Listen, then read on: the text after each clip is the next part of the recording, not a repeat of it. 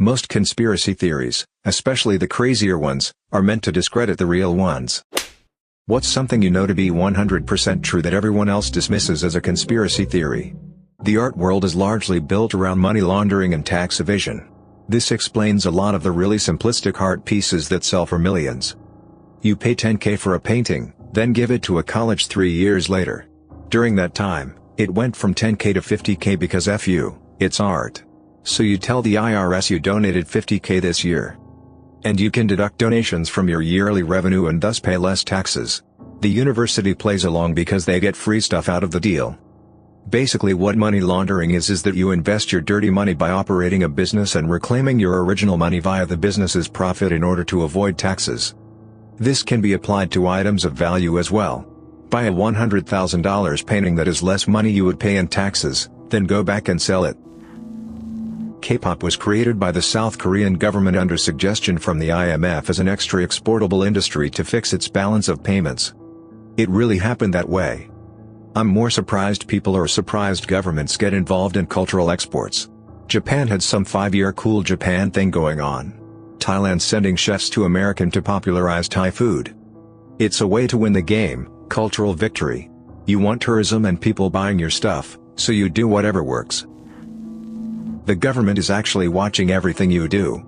Now that doesn't mean there is some dude sitting at a computer looking over your internet history. But the government does have tons of information about you on a server somewhere. The paradox is that a lot of people in the government don't know they have it, and the rest don't know what to even do with it.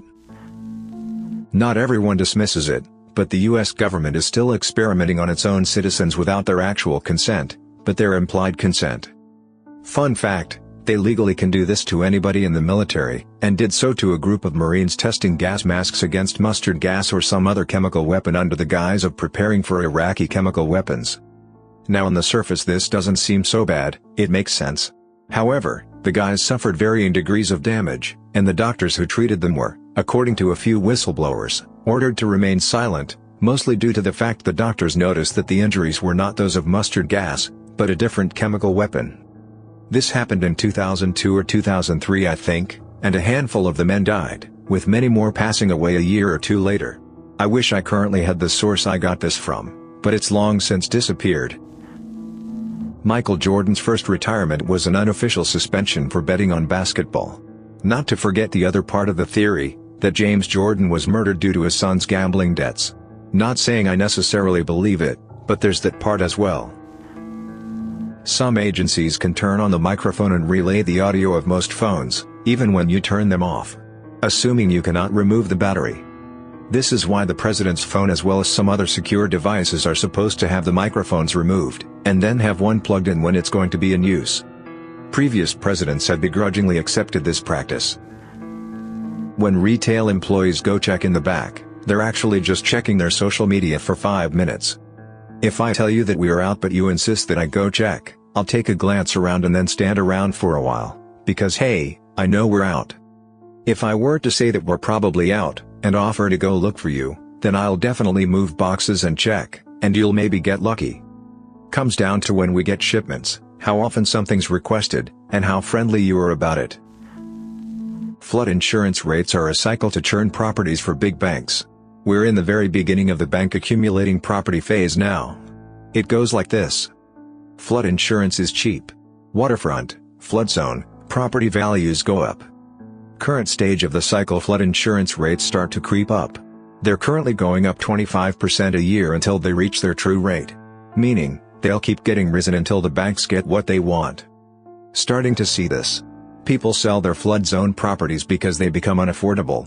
I.e. you have a rental property that's clearing $250 per month, then your flood insurance goes up $100 per month, and it's going up next year, and the year after that. People will start selling. This hurts property values. This is where the banks clean up. Property prices drop so low that people can't afford to sell, so they have to short sell or sell for a loss. If they can sell at all, otherwise the bank forecloses.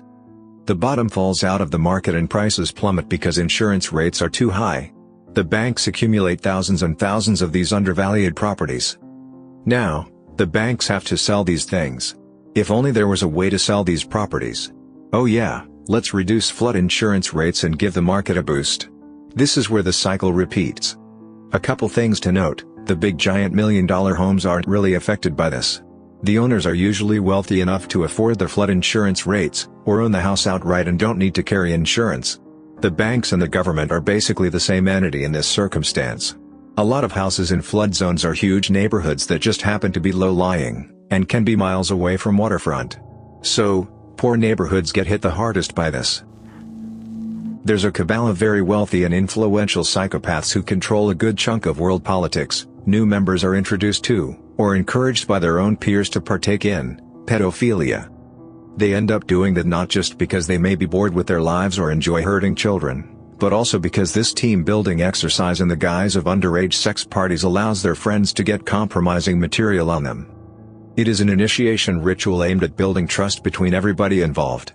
If, almost, every member of the cabal has dirt on everybody else, then they surely won't rat each other out. This might also explain why Epstein got disposed of despite having been placed under police custody. Most conspiracy theories, especially the crazier ones, are meant to discredit the real ones. I've heard that the military encourages UFO conspiracies surrounding Area 51, because it's a testing site for experimental aircraft, and they'd prefer the rumors that spread around Area 51 to be complete lunacy about aliens rather than credible sightings of top-secret experimental stealth bombers or whatever. But I've only really heard this as rumors, never really seen any hard proof. The only reason why we are still in the Middle East is to harden our military so that if we go to war with another nation our troops have battle experience. I think this is what Russia is doing with Ukraine now too. Not to forget money. As the biggest weapons exporter in the world, we create a ton of weapons and war is very good business for arms dealers. Luckily for them, they sell to our military and have a lot of control over our government. Also, having a military presence in a place with lots of oil means you can try to stabilize prices and create stronger relationships with the people who control the oil. The longer we're in war, especially ones with no end in sight and not many soldier casualties, a handful of people make a lot more money. Back in 2012 I flew back to the US via LaGuardia. As we started our descent, my husband, then my boyfriend, told me to look out the window. Loud as all hell, all I could say was "Holly hell, there's a drone next to us." Woman in front of us whipped her head to the side and gasped in horror. As soon as she saw it, it went sideways and flew under and away. She got all in a panic and asked a flight attendant who assured us that we probably mistook something else for a drone. This thing was huge. 10 to 15 feet long? I've never seen one before and didn't know they were that big. Guys, the lady kept pestering the flight's attendant who had to then come back after speaking to pilot to refute what we saw. She kept saying that the military does not fly their drones this close to commercial flights. No one believed us. I'm from the good old USSR, so I just got mad paranoid and kept my mouth shut. My husband would tell this story often. Friends sent articles confirming the pilot's take on things. And then around the reality winter time whistleblower releases, 2018, I ran across an article where the DoD admitted to have been doing this for ages while denying it to the public. At one point I felt like I imagined the whole thing. I mean, it was so surreal to see this drone feet away from our plane. It really shook me when it happened. I had nightmares for a while. That Disney owns an adult film industry, they just don't affiliate their names with it. I've told this to many people and look at me in horror like I just killed their child. I don't have a sinus source on this. This came up in a finance class years ago, and looking at it from a business perspective is not something to be amazed of. We're running out of antibiotics. Bacteria are developing resistances faster than we can produce new ones. At the current rate, we'll run out within the next 50 years. We've already exhausted the first ones we developed, like early types of penicillin. It's not all bad, though. If we rotate what we have, and invest in developing more, we can prolong the deadline indefinitely. Regardless, when your doctor tells you to take your antibiotics for the full prescribed duration, and to dispose of them safely at a pharmacy, you should listen. Source: Biologist. The bachelor course on pathogenic bacteria covered this. Social media, especially Snapchat and Instagram, exist in part to make us more comfortable with events in our lives being publicly known, which in turn makes us okay with losing privacy from government surveillance. I'm not saying that was the original intent of those apps. I'm saying that in their current form they tacitly encourage people to be comfortable with being watched and having their lives recorded. The government basically encourages this because it suits them. We'll go extinct before we can ever colonize other planets. In one of Vonnegut's books, pretty sure it was Hocus Pocus, he posits that the true point of humanity's existence is to create a strain of bacteria robust enough to survive being jettisoned into space. And survive long enough to make it to a habitable planet and begin life again. Democracy is dead. Americans talk about their right to bear arms, and that's cool and all, but if you need to overthrow a government by force, you are not going to take down the US Army just by rallying a few thousand sympathetic freedom fighters. And you'd better believe that you're always the terrorist in this situation, because the media will lie and smear to protect the government and corporate interests. A lot of first world countries have an intentionally broken voting system, first past the post, which keeps the two largest parties in power. This means that if people vote for the best party for the job, their vote goes to waste, so they often vote for a much worse party that aligns with them on more issues than the other choice. This in turn further entrenches the two-party system. Two parties means fewer people to bribe when you need policies passed or blocked. There is an element of voting with your wallet here, in the sense that the more you line the pockets of politicians, the more your vote on an issue counts. And it's only the ultra-rich and large corporations that have this kind of money in the first place. The policies these companies lobby for inevitably serve to reduce their social and environmental responsibility and contribute to the still expanding income inequality in America and the UK and many other countries. Unelected corporations are effectively setting your laws, and that is why they suck so much, and that is why every president or prime minister seems to do next to nothing for actual progress regardless of which of the two parties they belong to. But sure, you have a vote which you can use to elect one of two corporatist puppets, and you have a gun which you can use to rise up, except you won't, and if you tried you'd be killed on the spot. That's not democracy, that's democracy theater. In the UK, we tried to change the voting system to one that would allow people to vote for their favorite party first and then rank other parties by order of preference, but it got shot down after a vote was called and the majority voted no. It seemed like all it took to convince most people to vote no, was for the media to say, "Don't do it, it will just end up voting the Lib Dems in."